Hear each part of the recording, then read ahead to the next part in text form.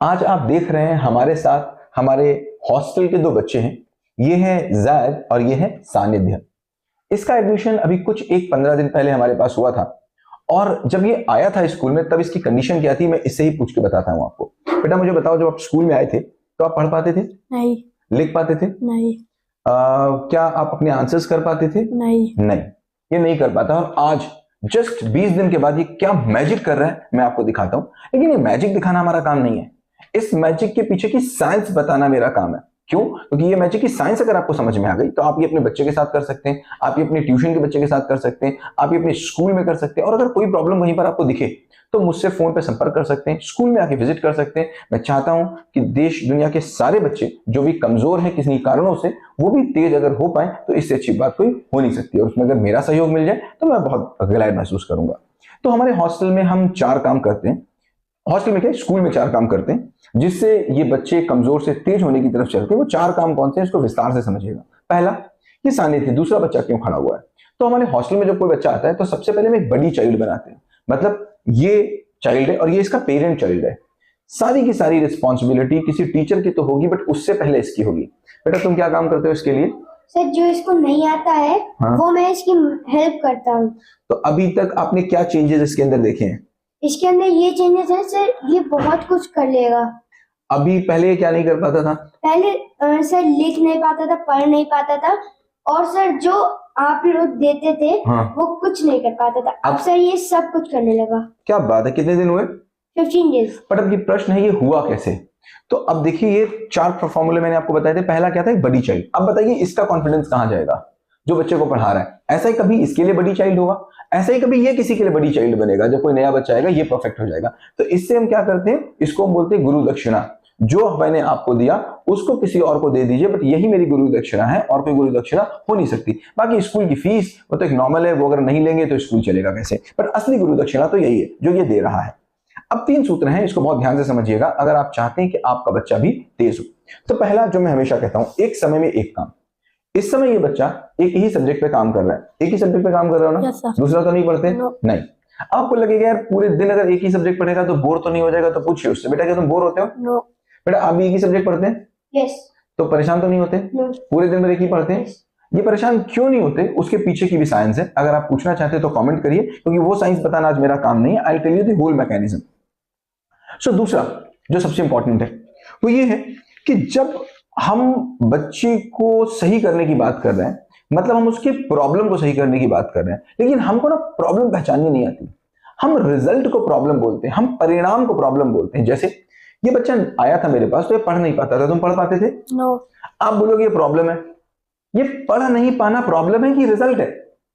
पढ़ नहीं पाना रिजल्ट है, और तुम रिजल्ट पे काम कर लेना चाहते हो। तुम चाहते हो कि पढ़ लेने पे काम कर ले, हो ही नहीं सकता। कृष्ण कहते हैं परिणाम पे काम नहीं हो सकता, फल के लिए काम नहीं हो सकता। तुम इसकी पढ़ाई ठीक कर देना चाहते हो, इसका पढ़ना ठीक करना चाहते हो। तुम लिख पाते थे? No sir. नहीं लिख पाता था। अभी लिख नहीं पाना प्रॉब्लम है कि रिजल्ट है? वो रिजल्ट है, प्रॉब्लम नहीं है। और हमको प्रॉब्लम पता नहीं। तो बहुत ध्यान से समझना। जैसे मैं एक आपको एग्जाम्पल देता हूं। एक फैक्ट्री में एक बंदा काम कर रहा था और उसका हाथ कट गया।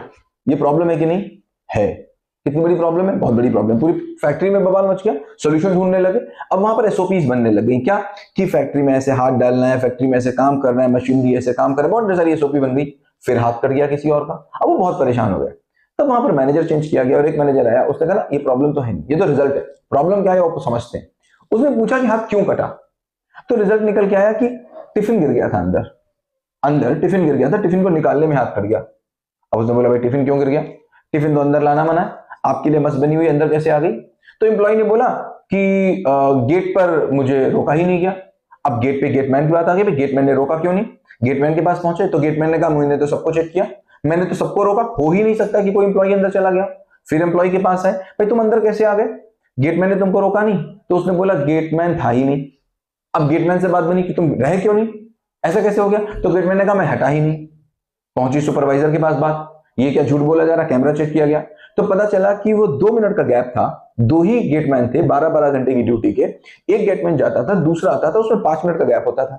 सुपरवाइजर से पूछा गया भाई ये क्यों है? तो सुपरवाइजर ने बोला ये इसलिए क्योंकि मैंने तीसरा बहुत बार मांगा, मुझे सीईओ से मिला ही नहीं। सीईओ के पास बात पहुंची, सीईओ ने बोला फंड की कमी है।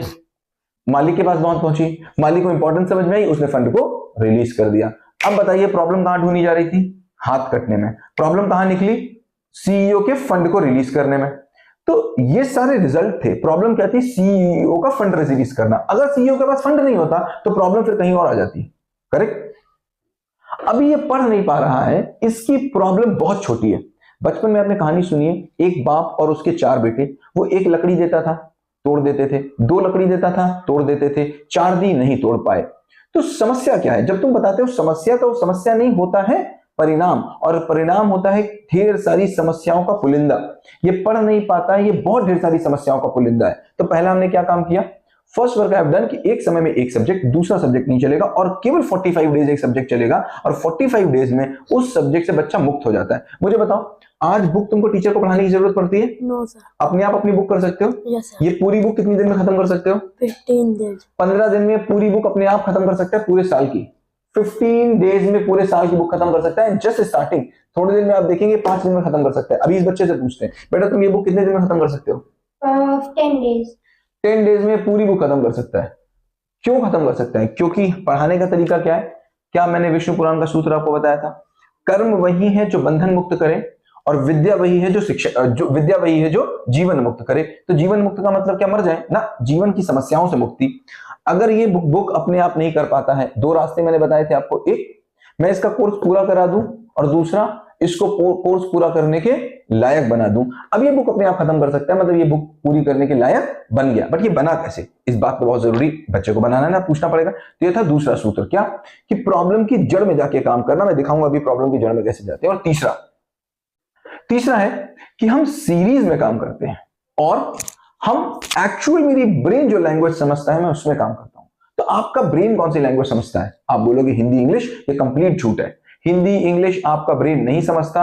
आपका ब्रेन केवल एक ही लैंग्वेज समझता है, दैट इज कॉल्ड पिक्चर्स की लैंग्वेज। जैसे मैं आपसे बोलूं, आओ चलो ट्रेन से नैनीताल चलते हैं, अपने आप आपके मन में ट्रेन आ गई कि नहीं?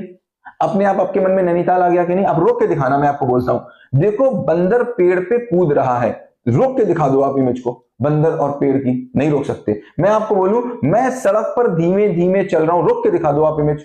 नहीं रोक सकते। ब्रेन में एक ही लैंग्वेज जाएगी, क्या? इमेज की। और मैं आपसे बोलूं चाइनीज में, सपोज मुझे चाइनीज नहीं, तो मैं बोलूं इंगड़े पिंगड़े चिंगड़े टिंगड़े टिंगड़े, वो समझ में आया? नहीं समझ में आया। हो सकता है किसी लैंग्वेज में मैं यही कह रहा हूं कि मैं पेड़ पर चढ़ रहा हूं।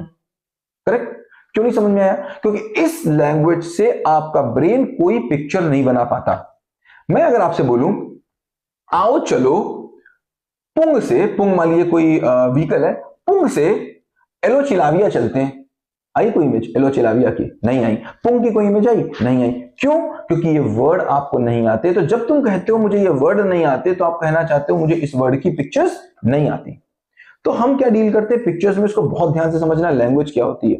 लैंग्वेज में 2 चीजें होती हैं, एक राइटिंग स्किल और एक होता है रीडिंग कॉम्प्रिहेंशन।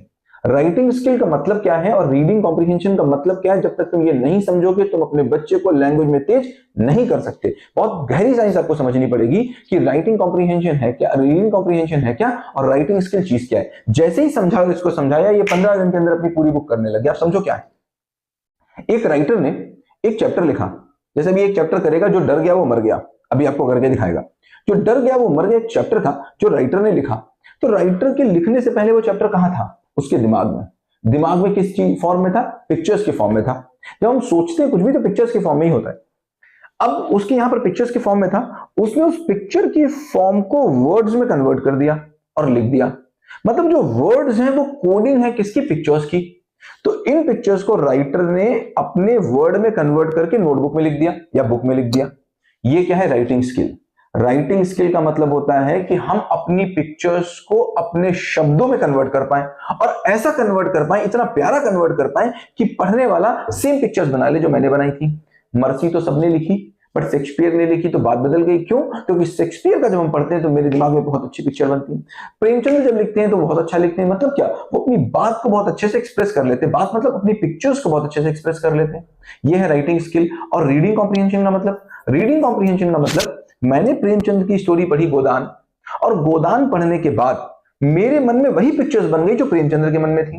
भाई प्रेमचंद्र ने पिक्चर को डिकोड किया और कोडिंग की, प्रेमचंद्र ने अपनी पिक्चर्स को कोडिंग किया और वर्ड्स में, और मैंने उन्हीं वर्ड्स को डिकोड कर दिया किसमें, उसी पिक्चर्स में। और अगर मेरे मन की पिक्चर्स उस समय गोदान पढ़ते समय और गोदान लिखते समय जो प्रेमचंद्र के मन की पिक्चर्स थी, अगर दोनों मिल गई तो बताओ रीडिंग कॉम्प्रिहेंशन कैसा है, बढ़िया।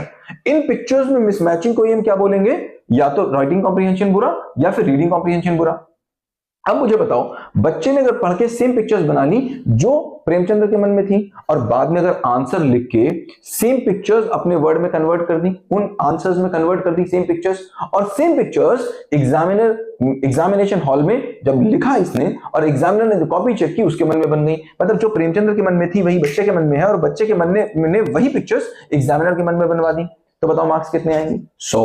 अब देखो आपके बच्चे के में समस्या क्या है, क्या वो पिक्चर्स को पहचान नहीं पाता है, पिक्चर को दे नहीं पाता, लेकिन आप तो करोगे शब्दों में डील, आप उससे करोगे आंसर्स। हम आंसर्स में बात नहीं करते, हम तो कहेंगे बेटा या तो प्रश्न बताओ या तो मुझे पिक्चर्स दिखाओ, दिमाग चेक कराओ। तुम बोलोगे मैं जाता हूं, अब तुम्हारे मन में मैं जाता ही की जगह चल रहा है शेर बकरी को खा रहा है, मुझे कैसे पता मन में क्या चल रहा है, बेटा पिक्चर बना के दिखाओ। राम जाता है कि पिक्चर बनाओ, राम होगा जा रहा होगा, पिक्चर बना दो मैं मान जाऊंगा। करेक्ट, आप समझ में आ रही बात। अब देखो स्टेप क्या है, पहला स्टेप बेटा क्या होता है, आपने इनको क्या स्टेप बताया, स्टोरी करेंगे तो सबसे पहले क्या करेंगे, पहले उसको रीड करेंगे। देखो स्टोरी करेंगे तो पहले रीड करेंगे, तो पहली चीज आएगी रीडिंग। तो पहले क्या चेक हुआ, अगर रीडिंग नहीं है तो क्यों, तो सबसे पहले इसको तुमने क्या कराया, अल्फाबेट्स कराए थे सारे, यस सर। करेक्ट, इसको सारे अल्फाबेट्स कराए 8 से लेके 11 तक कराया, यस सर। 2-2 अक्षर पढ़ना सिखाया, यस सर। 3-3 अक्षर पढ़ना सिखाया, सर। कितने दिन लगे इसमें, सर 4-5 डेज। 4-5 डेज में इसने सारे के सारे अल्फाबेट्स को सीख लिया। अब अगर 4-5 डेज हम न देते और ये सोचते कि नहीं ये तो बच्चा कक्षा 5 का है, मैं इसको क्यों पढ़ाऊं, तो होता काम नहीं होता। इसी को कहेंगे समता और समानता। समानता का मतलब सब एक, और समता का मतलब जिसको जो जरूरत है वो देकर के एक। अगर किसी को 1 किलो चाहिए तो उसको 1 किलो दिया, किसी को 10 किलो चाहिए तो उसको 10 किलो दिया। मां के अंदर ममता होती है, इसीलिए वो समता रखती है। क्या, किसी बच्चे को 6 रोटी देनी तो 6 देगी, किसी को 1 देनी तो 1 देगी। वो समानता नहीं करती, वो समता करती है। और हम क्लास में क्या करने की कोशिश करते हैं, समानता। तो समानता नहीं करनी है, समता करनी है, इसमें ममता होती है। तो देखो पहले बच्चे ने क्या किया तुमने सबसे पहले उसने रीडिंग की। तो जो रीडिंग में नहीं आता था पहले उसने रीड किया। अब उसने पहले रीड कर लिया, फिर उसने पाई मात्रा को रीड किया। पाई मात्रा में कितने दिन लगे इसको करने में, पाई मात्रा में 2-3 डेज में पाई मात्रा कर ली। तो सारी पाई मात्रा करा दी गई, हाफ लेटर्स करा दिए गए। जब पूरा पढ़ने लग गया ये, तब क्या बोला गया, बेटा पढ़ो और जो पढ़ लिया उसकी पिक्चर बना दो।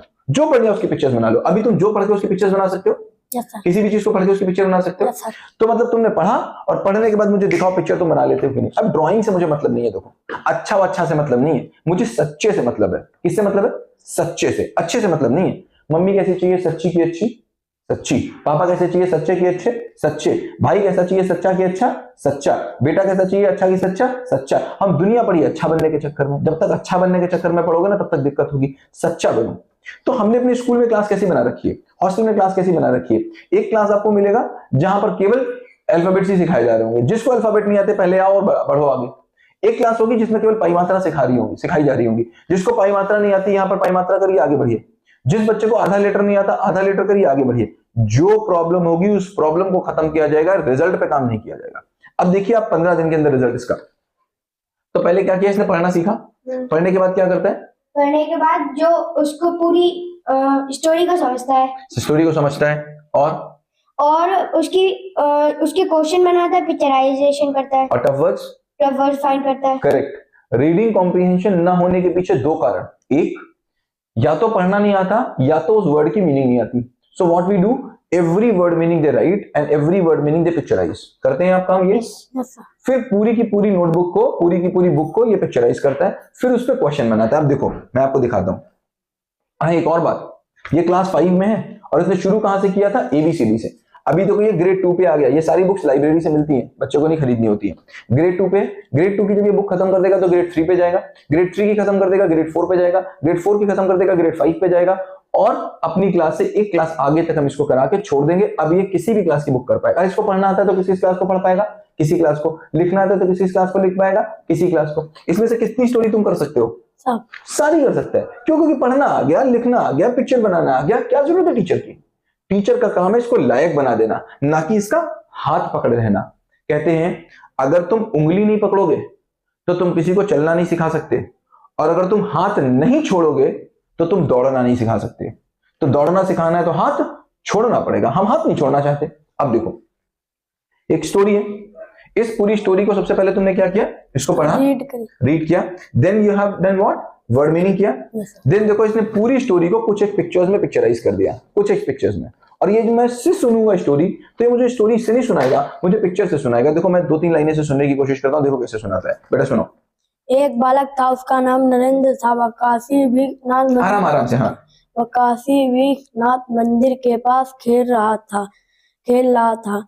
तभी वहां बंदरों का झुंड आ गया। छोटे बड़े सभी तरह के बंदर थे। तभी नरेंद्र के पास थोड़े से चने थे। उसने उन चनों दिखाकर बंदर के एक बच्चे को बुला लिया और उसे पकड़ लिया। वह चींची करके चिल्लाने लगा। अब मुझे पता है जो ये बोल रहा है दिमाग में वही चल रहा है, ये फर्जीगिरी की बात नहीं होगी, मुझे तुम सुना रहे हो। जो मतलब हर चीज को पिक्चराइज कर रहे हो, पूरी स्टोरी को इसने पढ़ा, उसके वर्ड मीनिंग को किया, वर्ड मीनिंग की पिक्चर्स बनाई, उसके बाद पूरे चैप्टर की पिक्चर्स बनाई। अब ये हो गया क्रिएटर।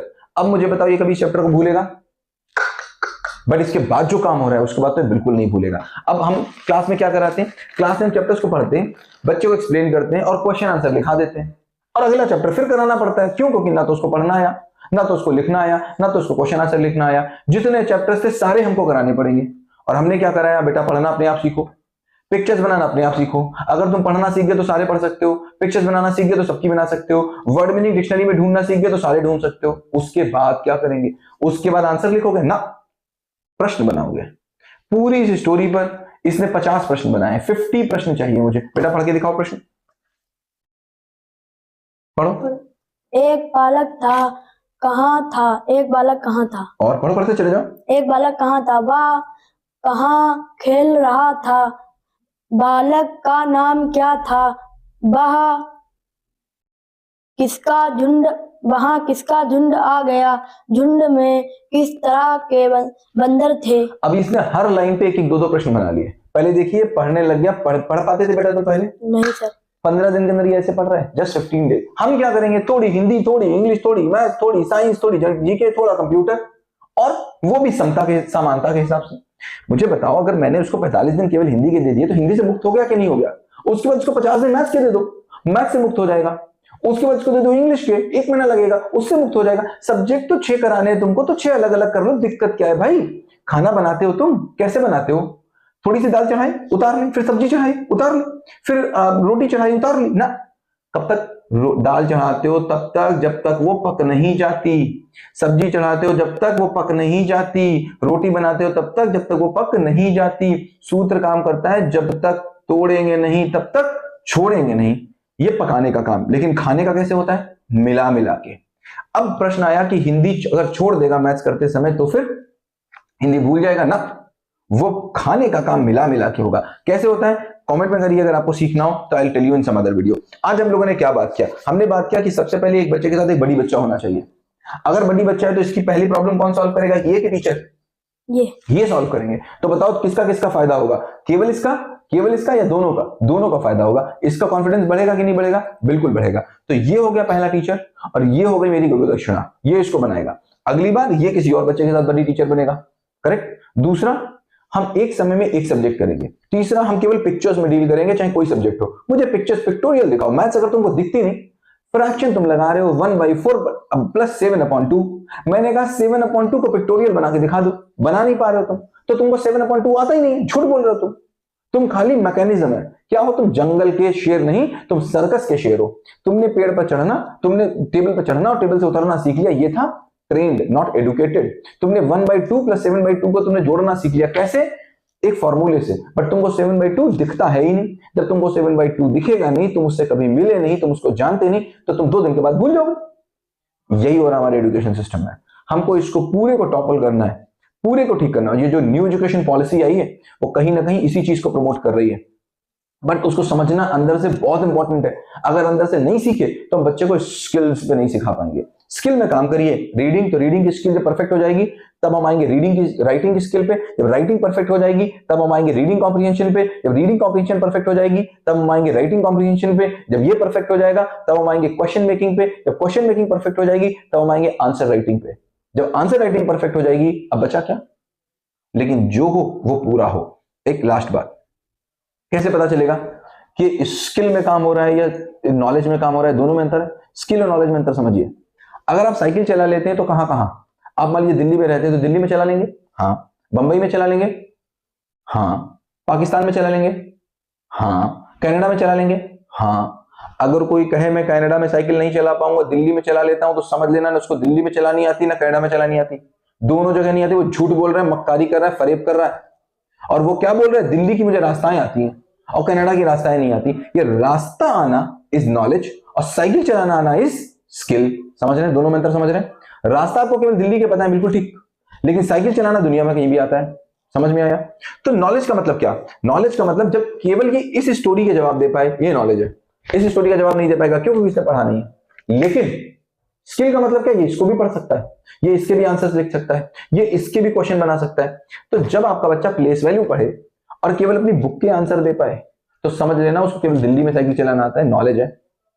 और जब प्लेस वैल्यू पढ़ने के बाद दुनिया की किसी भी किताब का प्लेस वैल्यू का आंसर वो दे दे, तो समझ लीजिएगा अब उसको स्किल आ गई है। क्यों? क्योंकि अब वो कुछ भी कर ले रहा है। स्किल मुक्त करती है, नॉलेज बांधती है, और कहते हैं मुक्त करना ही काम विद्या का है। अगर तुम्हारी विद्या आज हिंदी से मुक्त नहीं कर पा रही है, अगर तुम्हारी विद्या आज प्लेस वैल्यू से मुक्त नहीं कर पा रही है, अगर तुम्हारी विद्या आज एडिशन से मुक्त नहीं कर पा रही है, अगर तुम्हारी विद्या आज नाउन से मुक्त नहीं कर पा रही है, तो कल वो जीवन की परेशानियों से क्या मुक्त करेगी? ऐसी शिक्षा शिक्षा है, ऐसी विद्या अविद्या है, ऐसी पढ़ाई को पढ़ाई है।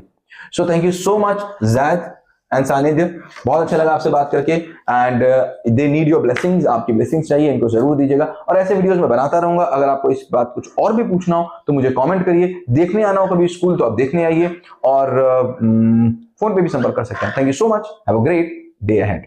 से बाय, बाय। से बाय, बाय। बाय।